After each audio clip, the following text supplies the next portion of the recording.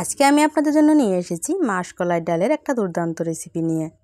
চলুন আজকে আপনাদের সাথে এই রেসিপিটা শেয়ার করি। হ্যালো ফ্রেন্ডস, সকলকে আমার ডেইলি রান্নার চ্যানেলে স্বাগত। রেসিপিটা শুরু করার আগে ছোট্ট একটা রিকোয়েস্ট, যারা আমার চ্যানেলে নতুন অবশ্যই চ্যানেলটিকে সাবস্ক্রাইব করে পাশে থাকবেন। চলুন রেসিপিটা শুরু করি। এখানে নিয়েছি আমি মাসকলাইয়ের ডাল, আমি আগে থেকে ভেজে রেখে দিয়েছিলাম। এখান থেকে আমি এই বাটিটা দিয়ে 1.5 বাটি পরিমাণে মাসকলাইয়ের ডাল নিয়ে নেব। আমি প্রেসার কুকারের মধ্যে ডালগুলোকে ভালোভাবে ধুয়ে তারপরে সিটিতে বসিয়ে দেব। ধোয়া হয়ে গেছে, এবার জল দিয়ে দিলাম। এবার ঢাকনাটা লাগিয়ে আমি ওভেনে বসিয়ে দেব।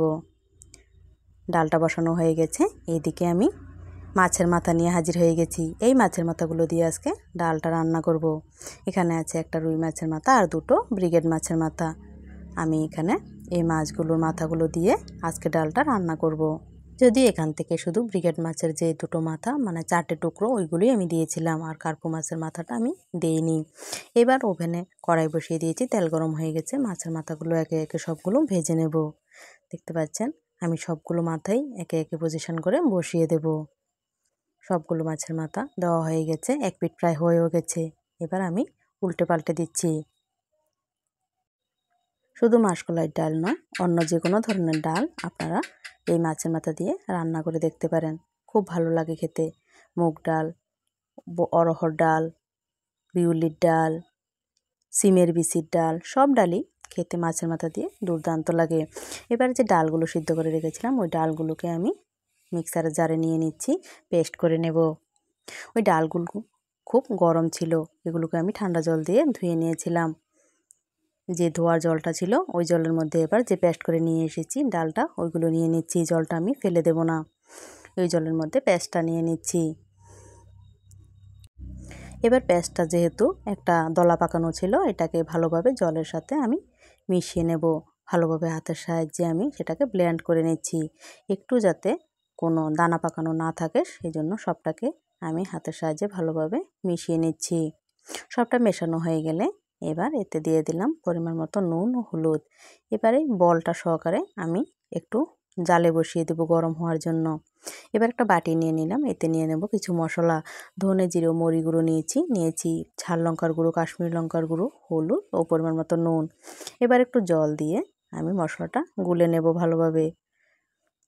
এরপর আরও দিয়ে দিয়েছি আদা গুঁড়ো এবং গোলমরিচের গুঁড়ো।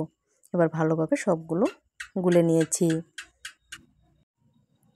সবগুলো গুলানো হয়ে গেলে এবার আবারও ওভেনের কাছে চলে আসলাম। কড়াইতে দিয়ে দিলাম তেল, দিয়ে দিলাম দুটো শুকনো লঙ্কা, তেজপাতা এবং 5 ফোড়ন। ফোড়নটা একটু চড়বড় করে উঠলে এবার এতে আমি যে মশলাটা করে রেখেছিলাম ওই মশলাটা দিয়ে দেব। মশলাটা দিয়ে দিয়েছি, এবার ভালোভাবে নেড়ে চেড়ে দেব। একটু মশলা ধোয়া জল দিলাম, এবার ভালোভাবে নেড়ে চেড়ে মশলাটা কষিয়ে নিচ্ছি। মশলাটা যখন ভালোভাবে কষে যাবে তখন এতে ডালটা আমি দিয়ে দেব।